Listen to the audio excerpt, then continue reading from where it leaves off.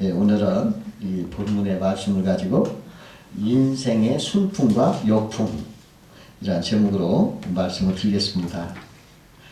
우리 인생의 삶에는 순풍과 역풍이 있습니다. 순풍을 불면 일이 잘 돼가지고 막 신바람이 나고 살맛이 나고 승승장구합니다. 그러나 역풍이 불면은 일이 꼬이고 잘 안 됩니다. 그래서 고통스럽고 힘 빠지고 막 움츠려듭니다. 그러므로 인생의 삶에 역풍을 조심해야 된다. 오늘 본문에 보니까 요나가 인생의 역풍을 만났습니다. 풍랑이 일어났고 바다에 던지고는 시련을 당했습니다. 그러나 요나는 다시 회복돼서 사명을 감당했습니다. 그럼 오늘은 인생의 역풍은 왜 찾아오며 그 역풍을 다시 벗어나서 회복되는 길은 무엇이냐, 이걸 알아보면서 은혜를 나누고자 합니다. 먼저 역풍이 요나에게 불어닥친 이유는 무엇인가?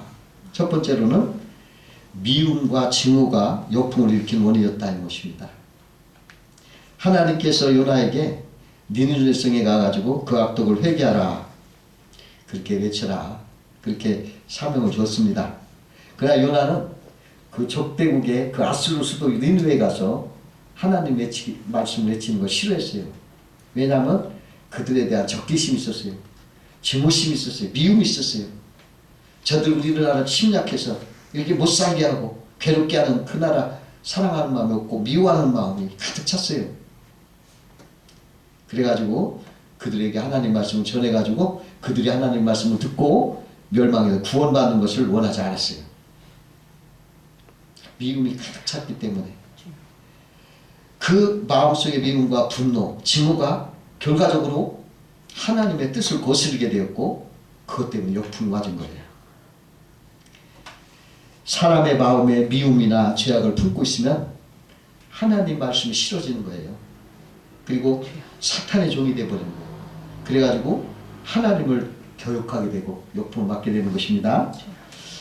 두 번째로 요나의 편견과 고집이 역풍의 원인이 됐다 이것입니다. 요나는 민족적인 감정을 앞세워가지고 이방인에 대한 편견을 가지고 하나님의 말씀에 순종하고 따르는 것보다는 하나님한테 범죄하고 하나님이 심판받아 이방 죄인들이 형벌받아 마땅하다, 이러한 아집을 갖고 있었어요. 그들이 하나님의 사랑을 받고 축복받는 게 아니라 벌받고 멸망당하기를 원한다는 자기 고집을 꺾지 않았어요. 이것은 요나 자신의 좁은 생각이고 짧은 안목입니다. 자기 아집입니다. 여러분, 이런 사람 다 있어요. 성경의 말씀을 자기 혼자 해석을 해가지고 자기 짧은 안목으로, 자기 고집으로, 자기 생각으로 판단을 해버리고 그걸 가지고 옳다고 주장을 하면서 다른 사람들의 의견을 묵살하는 수가 많이 있어요. 그런 사람들은 하나님의 거룩한 뜻을, 사명을 저버리고 하나님을 피하게 되고 도망을 가는 것입니다. 이 요나가 자기의 짧은 소견, 짧은 안목, 좁은 생각, 고집, 그 요나, 그것 때문에 그런 역풍을 만났어요. 세 번째로 요나가 역풍을 만난 것은 신앙이 앞으로 전진해야 되는데 전진하지 않고 후퇴했기 때문에 만났어요. 요나는 하나님의 말씀에 순종해서 니느웨에 가가지고 하나님의 말씀을 선포하는 것이 전진하는 길이었습니다. 근데 그가 니느웨가 아닌 반대 방향 다시스로 도망을 갔어요. 그들을 미워해서 싫어가지고.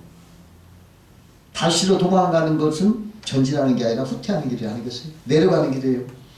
그때 엄청난 역풍이 불어닥쳤습니다. 하나님의 뜻을 이루는 전진의 길, 하나님의 말씀에 순종하는 순종의 길, 여기에는 축복이 있지만 그러나 하나님을 불순종하고 후퇴하고 내려가는 그러한 신앙에게는 역풍이 있는 거예요. 예수님께서 비유하시기를 예루살렘에서 여리고로 내려가던 사람이 강도를 만났다. 그래서 고반 죽게 되었다라는 말씀을 하셨어요. 이게 무슨 말씀입니까? 예루살렘에 하나님의 집을 떠나서 여리고의 세상 향락을 향해서 내려가던 그 사람이 강도를 만나고 역풍을 만났다는 거예요. 구약 룻기에 보면은 나오미 가족이 나와요. 유대 베들레헴에 살았는데 거기에 기근이 있으니까 이들이 이방 모압으로 내려갑니다. 그랬을 때 어떻게 됐어요? 남편도 죽고 자식도 다 죽어서 과부 셋만 남는 역풍을 만났어요. 그날 훗날에 며느리 룻과 함께 베들레헴으로 돌아올 때 나오미 이렇게 말하고 있어요. 룻기서 1장 20절에 나는 나오미 히락이라는 뜻입니다. 나오미 히락이라고 부르지 말고 나를 마라. 쓴물 마라 괴로움이라는 뜻이에요. 마라라 부르라. 이는 전능자가 나를 심히 괴롭게 하였습니다. 내가 풍족하게 나갔더니 여호와께서 내게 비어 돌아오게 하셨느니라. 여호와께서 나를 징벌하셨고 전능자가 나를 괴롭게 하셨거늘 어찌 나를 나오미라 부르느냐. 이렇게 말했어요. 유대 베들레헴이라는 신앙의 자리를 상징하는 그곳을 떠나서 모압, 이방 모압, 세상을 상징하는 곳에 갔을 때 거기에서 신앙에서 세상으로 내려가는 그 길에서 역풍이 있었던 것입니다. 본문 요나는요, 하나님 말씀을 떠나서 다시스로 내려갔고 또 배 밑창으로 내려갔고 또 바다 밑으로 내려갔고 또 고래 뱃속까지 내려가서 자기가 말하기를 산뿌리까지 내려갔다 이렇게 말하고 있어요. 신앙은 위로 올라가야지 또 앞으로 나아가야지 뒤로 후퇴하고 침륜에 빠지면 역풍을 만난다는 것입니다. 히브리서 10장 38절에 나의 의인은 믿음으로 말미암아 살리라 하였으니 또한 저가 뒤로 물러나면 내 마음이 그를 기뻐하지 아니하리라 이렇게 말씀하시죠.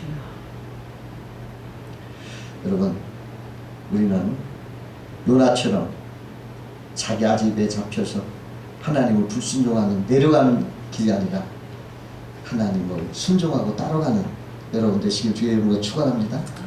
그러면 이번에는 어떻게 요나가 역풍을 이기고 회복되었는가 한번 우리 알아보겠어요.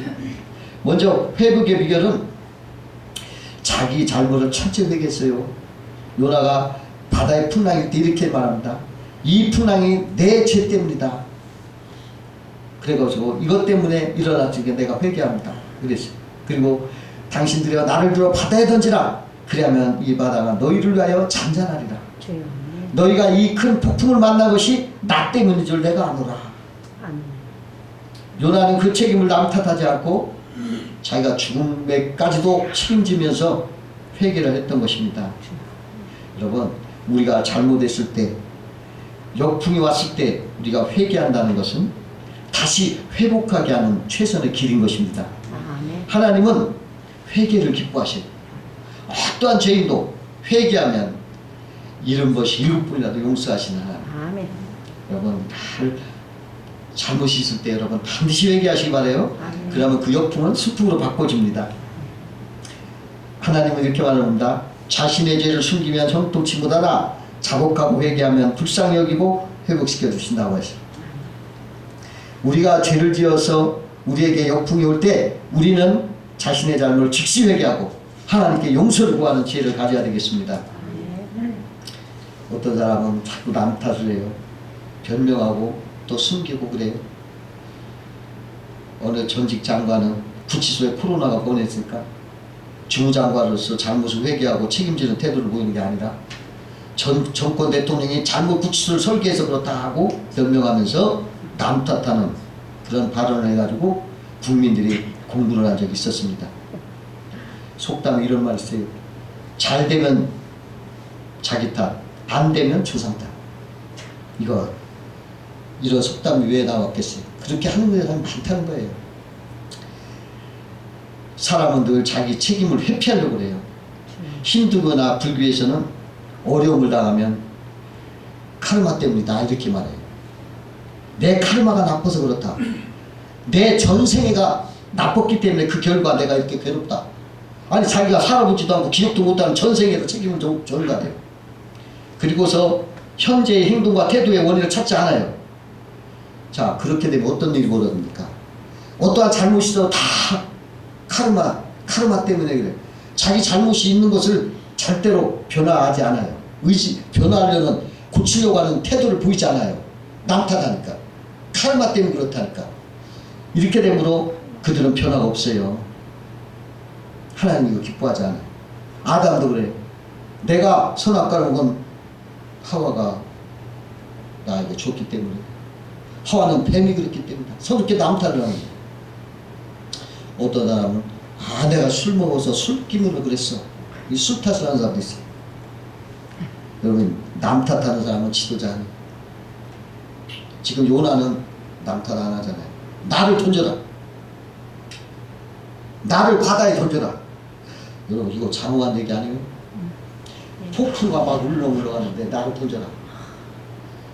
얼마나 책임감 있는 말입니까? 장엄한 말이에요. 이런 사람이 지도자예요. 다윗은 자기가 잘못을 저질렀을 때 절대 남 탓 안 하고 철저히 자기 자신이 잘못을 회개하고 하나님 앞에 그냥 회개했어요. 이랬을 때 하나님은 저 사람은 큰 죄를 전 다윗이었지만 뭐라고 하셔요? 내 마음에 합한 사람이라. 회개하면서 진실하니까 하나님은 내 마음에 합한 사람이라고 했지만, 그래서 사울을 보세요. 잘못했을 때 그걸 숨기고 남 탓하고 변명하다가 버림받았어요. 버림받았어요. 여기 본문은 오늘 요나가 철저히 회개하면서 나를 바다에 던지라 이렇게 말함으로 바다에 던짐을 당했을 때 하나님은 큰 물고기를 준비해서 그를 다시 건지시고 다시 살려서 사명을 감당하게 새로운 기회를 주셨어요. 회개하고 책임지는 사람은 반드시 역풍을 그치게 하시고 다시 피할 길을 주시는 하나님인 걸 꼭 아시고, 여러분, 내가 회개하는 것만이 살 길이다. 여러분, 절대 남 탓하지 말고 자기 잘못을 고치고 그것을 정말 가슴 아프게 고치려고 하는 모습을 하나님 앞에 보이시길 주의 이름으로 축원합니다. 두 번째로 회복의 비결은 어떤 경우라도 두려워하지 말고 전능하신 하나님의 사랑의 통치를 믿으라는 거예요. 지금 요나가 바다에 던져져서 고래 뱃속에 들어갔어요. 그는 고래 뱃속에서도 전능하신 하나님의 통치를 믿었어요. 반드시 하나님이 통치하시고 반드시 이루시고 합력해 선을 이루신다 하고 기도하면서 하나님 앞에 간구를 했어요. 전능하신 하나님은 우주 만물을 사랑과 자비로 통치하십니다. 이 세상 어떤 것도 하나님의 사랑과 자비를 벗어날 수 없어요. 그러므로 여러분, 두려워하지 마세요. 근본적으로 하나님이 우리를 붙잡고 계십니다. 두려워 떨지 마세요. 지구의 중력이 지구상의 모든 생물이나 무생물에게 다 영향을 미쳐서 그 영향에 벗어나는 것이 아무것도 없어요. 중력을 벗어나는 것이 지구상에 있습니까? 없습니다.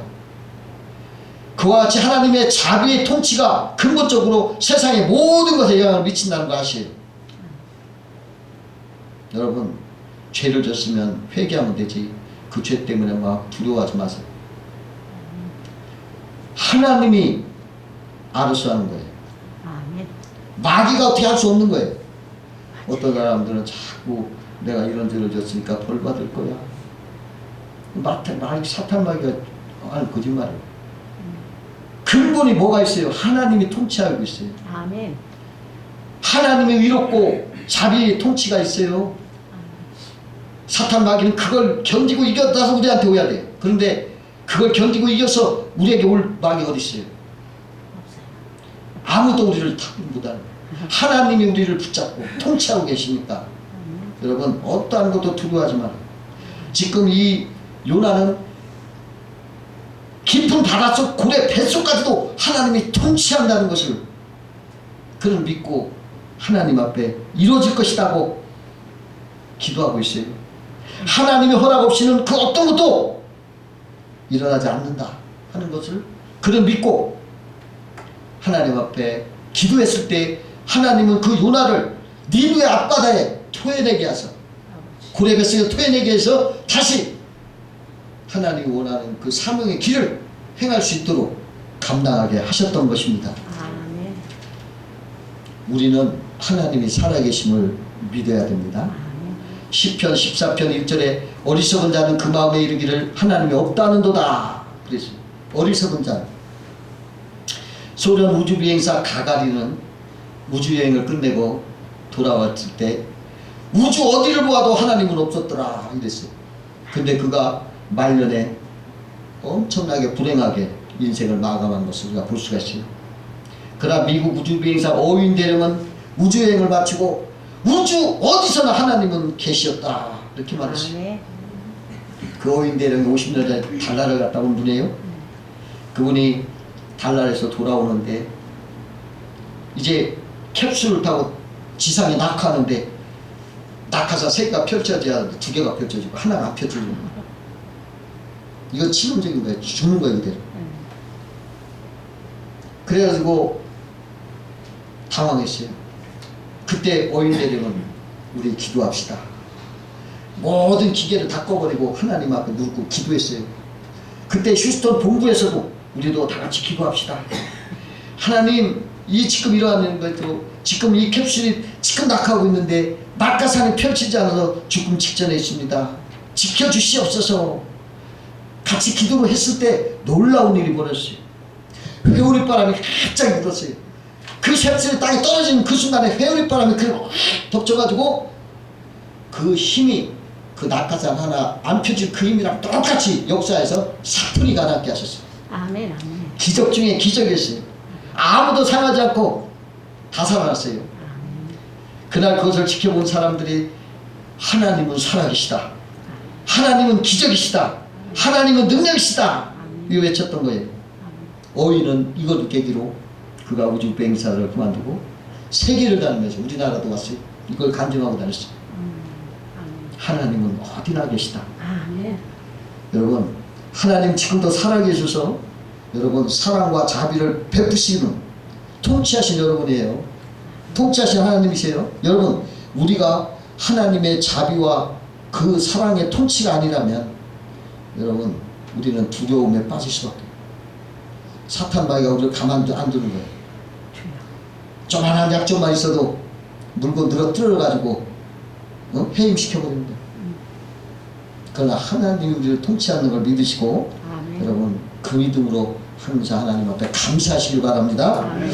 세 번째로 회복의 비결은 인본주의를 버리고 하나님 중심으로 살아야 한다는 것입니다. 요나는 인본주의 생각으로 살았습니다.